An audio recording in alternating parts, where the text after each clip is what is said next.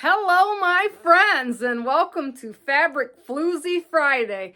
I'm at where all the material girls like to hang out, right here at She's So Creative. So, I've been asked on how my creative mind works and how do I come up with a freestyle quilt. So, while I'm in here, I thought maybe I could give you guys a little inspiration on how to kind of like freestyle or come up with some of your own creative ideas. Because I don't know if you want to know what goes on in this crazy brain of mine, because it is constantly spinning on the next idea. So to get started, I want to make Tilly his own little quilt, because yesterday I was putting a tag on the back of my baby quilt, and I was sewing, hand sewing it on. Can you believe that? I did really good, by the way. I'm getting better, I guess. Practice makes progress. So anyway, you've all seen how Tilly likes to lay on the quilts, and even when I'm here and Aaron's loading a quilt on the quilter, he likes to lay in the puddle. You know, he liked to lay in that baby quilt yesterday while I was sewing it. And so I decided right then, I was like, he needs a quilt. So while I was here today, I got started on his little quilt, and this is what I come up with. His name is going to be on his quilt. So I made Tilly out of pieced blocks. And where did I get this idea? Well, y'all ought to know me by now. I'm a nut for the Lori Holt book. So I took the spelling bee book and I took the letters in the small size letters, and I made them all capitals and made his name out of some colorful fabric with the dog prints on it. So I've got a lot more ideas that I want to put on his little quilt for him, and I want to make it a pretty good size so he can nestle up in it. And I think when I get it ready to put together, I want to put some fleece or some kind of a minky or something soft that he can cuddle into. But I have some more ideas, and there is a dog in this book too that I thought maybe I would piece it together. But instead of putting a long tail on it, I might put a little short tail for Tilly, and it's got a cute little bandana on it. So I'll work on that when I get home. But while I was here, Erin had some books here, and this one she picked up at an estate sale. And this one has a really cute applique on it with a fire hydrant, which Tilly likes to pee on everything because he's all boy. But, and I thought about doing the applique for this dog and maybe just, you know, not putting the long tail part on it and just making a short stubby tail for that. So I'm going to take that home with me as well and work on that. And while we were in here, I was looking through some of Erin's books, and she's got some great books, you know, for ideas for blocks and things, because this is how we do it, you know. I take something and an idea in my head, and I wanted to put his name on it, and I've got lots of doggy fabrics and stuff, you know, and then I can just pull colors out from that. And I don't want to just do little squares and things and just piece something together. I want to make something special for him, with something with his personality. So I thought about maybe making a little ball block, because he loves balls, and you can see he's on the counter here, and maybe a bone block, and I'll probably throw in some appliques and other things. But some of the books here that Erin has, there's lots of inspiration, and this one's called A Quilter's Diary, Written in Stitches, and this is by Mimi Dietrich. I don't know. Yeah. But there is some really good blocks in these books, and these are just fun, you know, and you gotta kind of think outside of the box when you want to make something. You know, you pick your own colors, your own styles. You can mix and match things, you know. So this is where my head goes a lot of times when I want to come up with something or a different style. And this one's the Splendid Sampler too. And this has a little sewing machine on it, a bowl of fruit. There's an elephant. There's a pineapple. There's just lots of things that you can take inspiration from and use your own colors, you know. Put your own spin on things, you know. Sewing should be fun, you know, not stressed out. Here's another good book, and I had this book, and I think I'm going to get another one. This is called Quilting Through the Year, and in a past video, I did like a mystery quilt at Christmas time, and I made this big Santa head, and I made a cute little Christmas throw out of it. That's where that idea came from, was this book. But this has a lot of good stuff, and it's Quilting Through the Year, and it has 16 delightful designs for every season. But it's got birds and bird nests, you know, and trees and leaves and snowmen and fruits. And you can see on the back, there's this awesome sunflower that would be cool to put in something. There's little snowmen. There's just so many great ideas that you can throw into, you know, your quilt. You don't have to be cookie cutter, you know, or needing a pattern. I think of a lot of different things and what I want to make, and pull out colors and really make it happen. So, well, and sometimes you have to come up with your own blocks because you lose books and you can't find them again.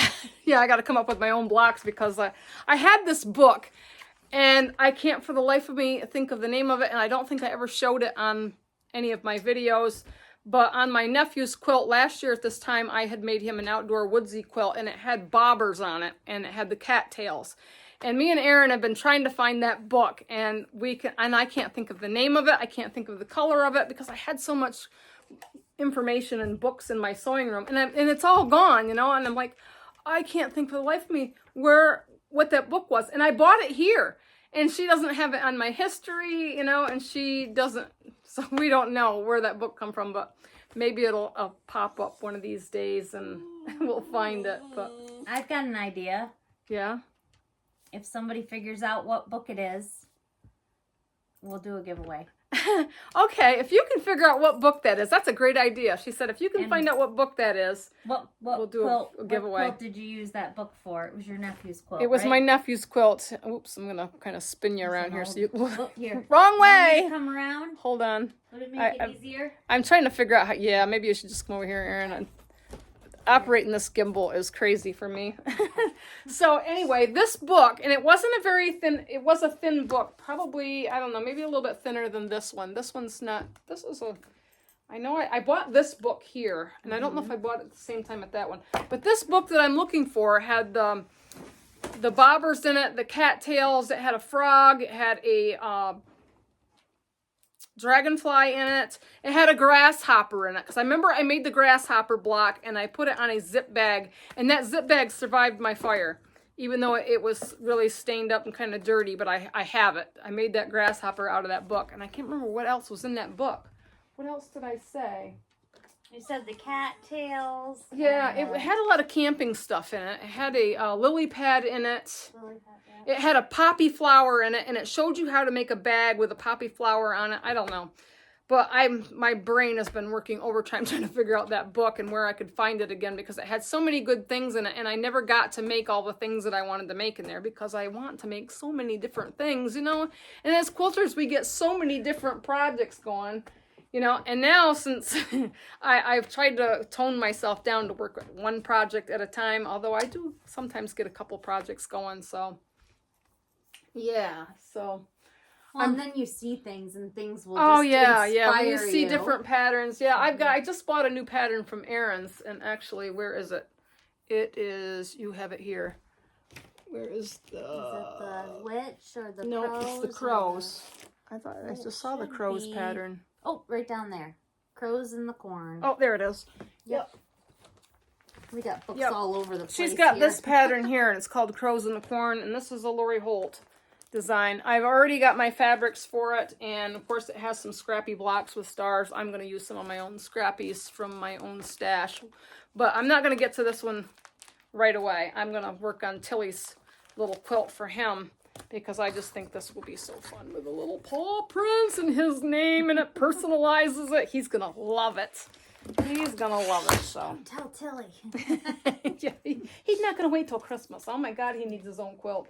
I tell you, my boy is spoiled. I think I might even have to put a little crown in there because he's like a prince. Yeah. But I'm gonna do a ball and a bone because his favorite toys are balls. Erin gave him this little tiny ball. It's about this big around, and it fits perfectly in his mouth, and it's a little Kong ball, but it looks like a little tennis ball. And I had bought him 3 other balls at Ollie's, and they were slightly bigger. Nope, he don't want them balls. He wants that little ball, and he rolls it under the couch and under the stands, and you know. And I have a yardstick, and I have to, and he'll whine and cry until I get that yardstick and get it out for him. He's ridiculous. He's ridiculously spoiled. So that's why he's getting this quilt, because he loves to cuddle. Now he's gonna tease Pippa. And where's Baby? Right here. Oh, Baby. I don't think anybody's met Baby yet. This is Tilly's girlfriend. This is Tilly's girlfriend. Tilly loves Baby. Isn't she adorable? Tell them what she is, Erin. She's a rescue, and the nearest we can figure is she's Japanese chin with a mix of like a Pekingese or a pug. Can you see how much he loves her? He won't leave her alone. This is his Oh, and in girl. case you're all wondering what this little thing is around his waist, he's all boy. We can't be having him peeing in the Material Girl shop. Yes. Yes. So, yeah. He's gonna love on his baby. Mm-hmm. So. So that's how creative minds work anyway. So books and inspiration and lots of fabric. Look around me. I'm surrounded. This is inspiration for me. I can't come in here and not buy something, you all. It's crazy. So I've been pretty good. Yeah. So it is late. I got to get on home. Today has been a very quiet Floozy Friday because we had an awful rainstorm here from remnants of that hurricane, I guess, down south. Yeah. And there's been flooding in the area, and it was a fiasco getting here this morning because I was on the highway and I was talking to my mom, and it was pouring rain and I'm behind cars, and I went 17 miles past my exit, and I'm like, where am I? You know? Yeah, I drove clear out of my way. So, and then I get back here and I got back here and yeah, we pretty much had the day to ourselves. So, oh my God, these dogs are ridiculous. He's sitting All right. on her. He's sitting on her back. Only my dog. Only my dog. Yeah. Oh, this is how he gets off. Yeah, this is what they do. This is what they do all day at the quilt shop. This is spoiled dogs right here. Oh, be careful now, you guys. You're gonna be destructing something. Okay, They're gonna fall. I gotta off the go. counter. I gotta get him It's home. playtime. Yeah, it is. All right, y'all. I will see you back at my house.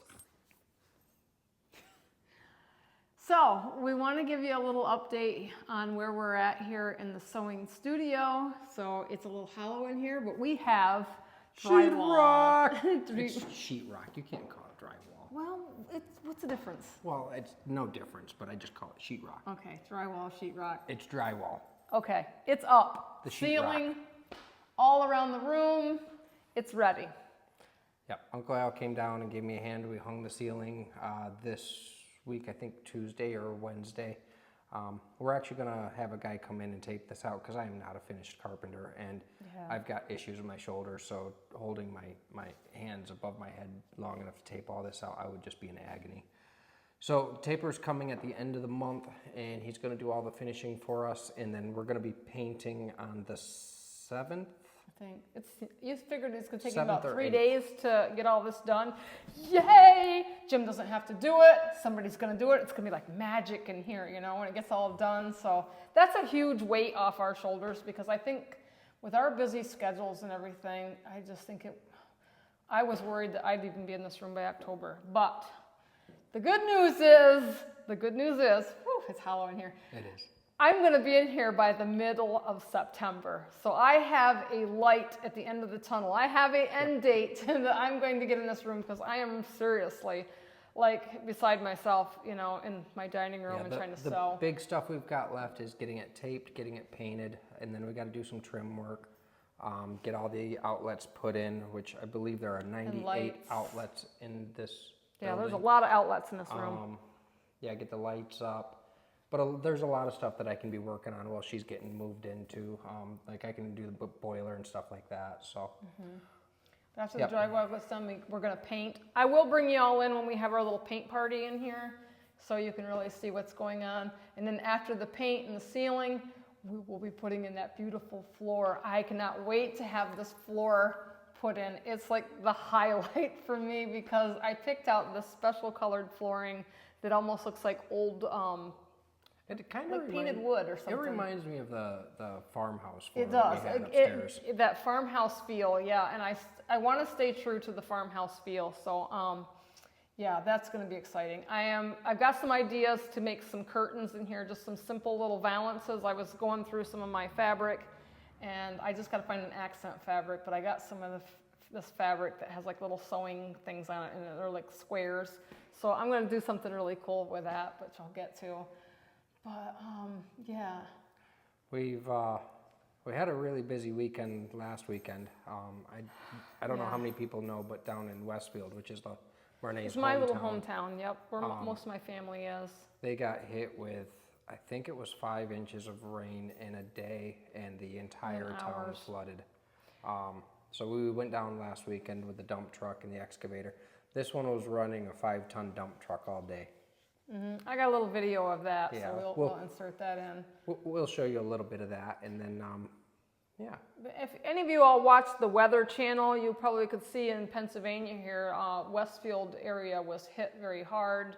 Potterbrook, Ulysses, in some counties in New York, Yep. or some towns, Canisteo, Woodhull, Addison, certain areas, even some further south, like Liberty and Troy area. Yeah, PA got it was a little pretty bit of flooding. widespread. There's a lot of folks that need a lot of help. Yeah, so I think it was all from that storm from Debbie. And here I was complaining when I went to Aaron's last Friday, you know, how it rained and the power went out and I should have stayed home. Little did I know that, you know, how bad it was in Westfield, and people had to be rescued.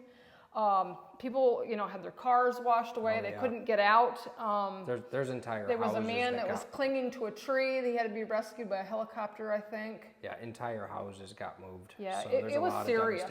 It was really serious. And we're gonna pack up. I got the excavator loaded up already, and so we're gonna head back down tomorrow and help out some more folks. A couple of them have gotten hold of us on Facebook, so Yeah. we'll go down and do some more stuff.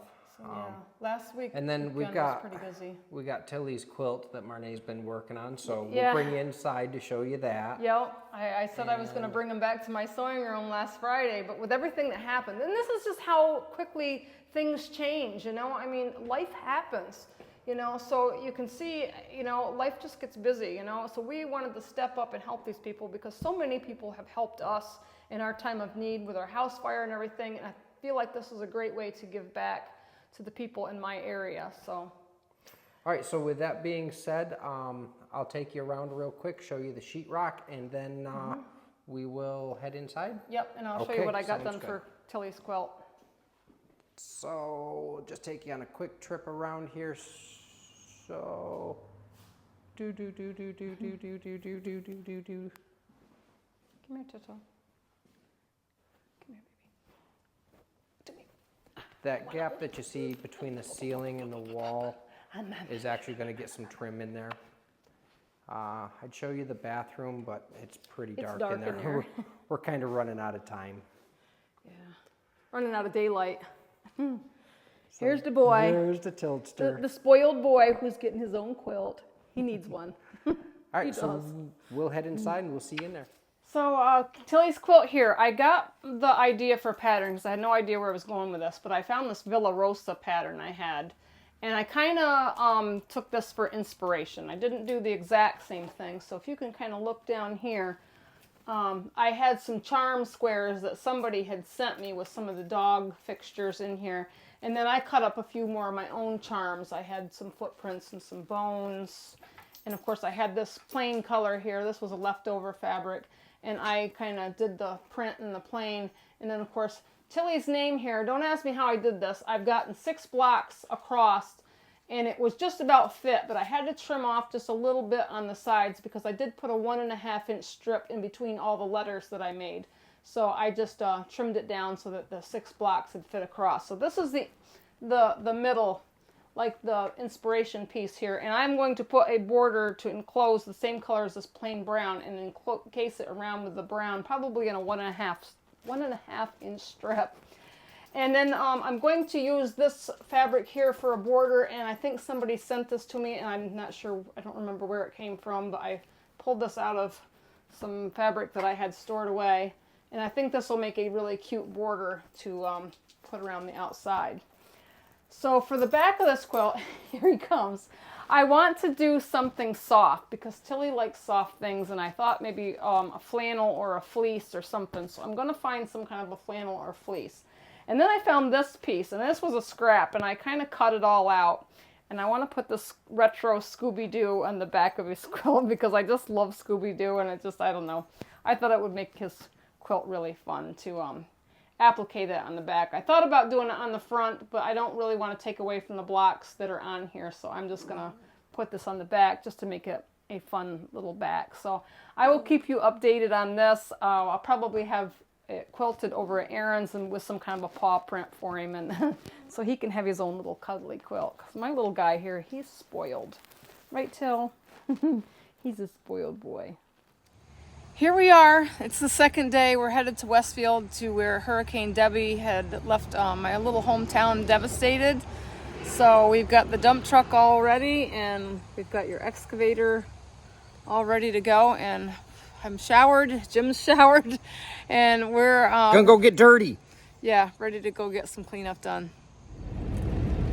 So here I am in the big dump truck, and I am helping with the cleanup here in Westfield, Pennsylvania, where they had the flood from Hurricane Debbie come up through here. And it is a pretty bad area here where people have had lots of flooding, and Jim and I are helping with the cleanup. And you can see in the background here I have the box up. I am hung up because he has loaded me up with some stuff here to dump, and I'm waiting for him to come with the excavator to get it off. So just a little update on what's going on here. I see him coming, so I'll get to it. Hang up here. Some of the debris is caught on the dump truck here. Kind of good view here. What we got going on. We're good. A little shot through the window here. You can see some of the water and the devastation here. But headed back in to get another load. The sun's coming down and shining, so just give you an idea of what we're facing here.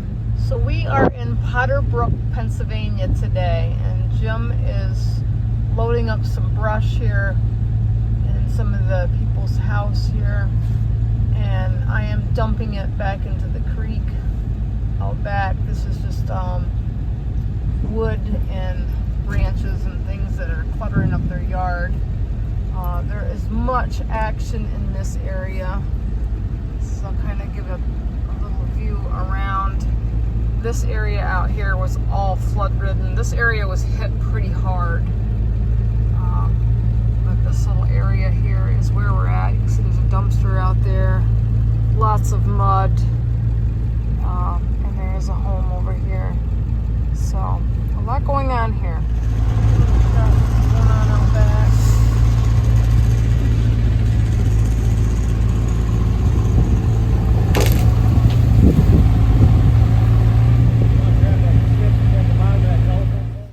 So guys, stay tuned. I'm feeling ragged right now because it's been very, very busy this past week, and I'm trying to catch up on everything. So stay on this journey with us. There's good things to come. We're going to be in the studio soon. I'm going to keep making my makes. So if you like this, please subscribe if you haven't already. And thanks for joining in, and I will chat at you later.